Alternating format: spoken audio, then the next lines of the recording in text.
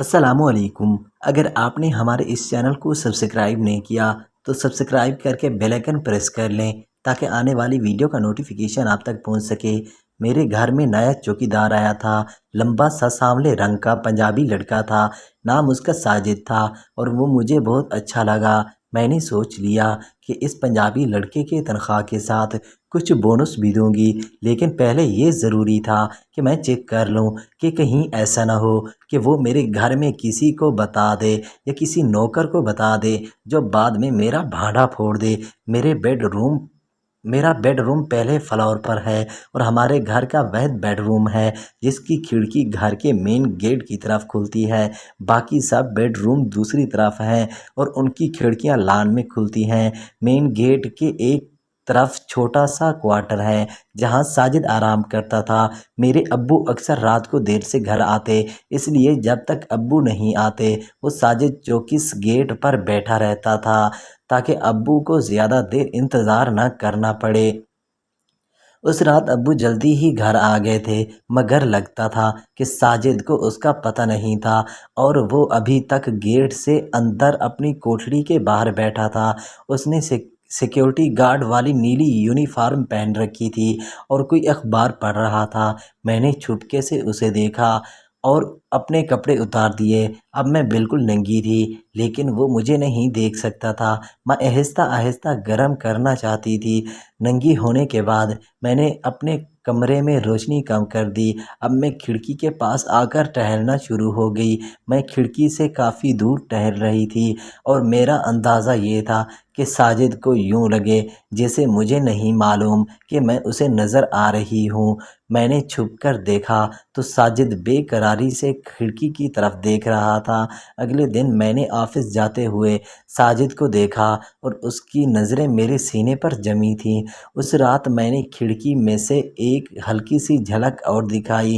ایک دن میں نے اسے اپنے کمرے میں آنے کو کہا اور اسے اپنے واش روم کا نل صحیح کرنے کو کہا۔ واش روم میں میری بریزر اور پینٹ پڑی تھی۔ اس طرح میں اسے تھوڑا تھوڑا دکھاتی رہی۔ ایک دن میرے گھر والوں نے 3 دن کے لیے ایک شادی میں لاہور جانا تھا۔ میں آفس کا بہانہ کر کے رک گئی۔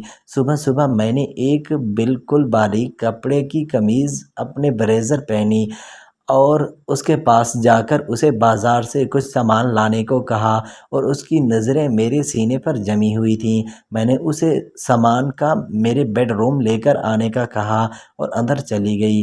بیڈ روم پہنچ کر میں نے اپنی قمیض اور شلوار اتار دی۔ اب میں صرف بریزر پہنی تھی۔ میری گیلی ہونے لگی تھی اور اتنے میں دروازے پر دستک ہوئی۔ میں نے کہا آ جاؤ۔ وہ اندر داخل ہوا اور مجھے بیڈ پر ننگا لیٹے دیکھ کر رک گیا۔ میں بیڈ پر ننگی لیٹی تھی اور ٹانگیں اوپر اٹھا کر رکھی تھیں۔ میں مسکرائی اور اسے کہا وہ سامان میری میز پر رکھ کر بیڈ پر آ جاؤ۔ سوری میڈم، میں بیڈ پر نہیں آ سکتا۔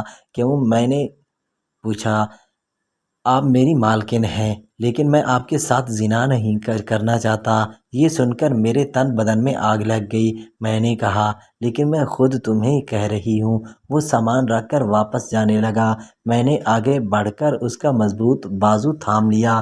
تم مجھے ایسا چھوڑ کر نہیں جا سکتے۔ وہ کہنے لگا میڈم مجھے جانے دیں پلیز۔ میں نے کہا اگر تم نے میری بات نہیں مانی تو میں سب کو بتا دوں گی کہ تنہائی کا موقع پا کر تم نے میری عزت لوٹنے کی کوشش کی۔ آپ ایسا نہیں کر سکتی کیونکہ اس سے آپ کی بھی بدنامی ہوگی۔ وہ بولا میں بدنامی سے نہیں ڈرتی۔ ایک لڑکی جو کسی چوکیدار کو اپنے جسم پیش کر سکتی ہے، تم اندازہ لگا سکتے ہو وہ کیا کچھ کر سکتی ہے۔ میڈم پلیز مجھے جانے دیں۔ میں شادی شدہ ہوں اور اپنی بیوی سے بہت محبت کرتا ہوں۔ میرا ایک بچہ بھی ہے۔ سوچ لو اگر تم یہاں سے چلے گئے تو میرے ایک فون پر پولیس تمہیں ڈھونڈ کر نکالے گی۔ تمہارے گاؤں میں تمہارے گھر پر چھاپے پڑیں گے اور تمہاری بیوی کو پتہ چل جائے گا تم نے شہر میں اپنے مالک کی بیٹی کی عزت لوٹنے کی کوشش کی۔ بقیہ کہانی کل اپلوڈ ہوگی، دیکھ لینا۔